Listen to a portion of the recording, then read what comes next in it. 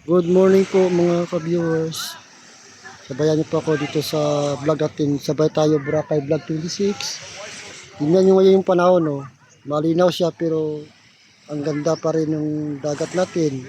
Pero yung mga water activities ngayon, lumipat na sa kabilang side ng Bulabog Beach. Kasi habagat na naman. Baka bukas sa bagat na. Yun napapadal. Kung mapapadal kayo dyan, yung isang oras na yan, 600. Po. Na yung dagat to. Ganda. Yan po yung kasama yung foreigner. Yan. Magaling magsagwan. At malaking katawan. Nakakabalance pa rin siya. Na-enjoy siya. Ngayong panahon, maganda pa yan. Yung dagat natin. Malinaw. Bukas, iwan natin kung ano yung panahon ba. Abagat na ngayon kasi.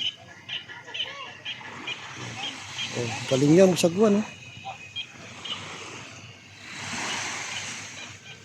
Ikot natin yung camera para makita yung ganda ng dagat ngayon. Ang ganda ng beach.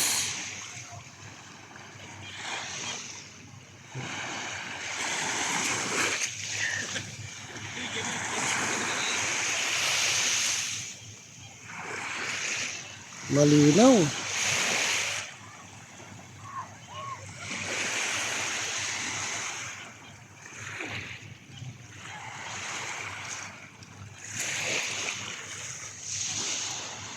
Galing niya magsagwan.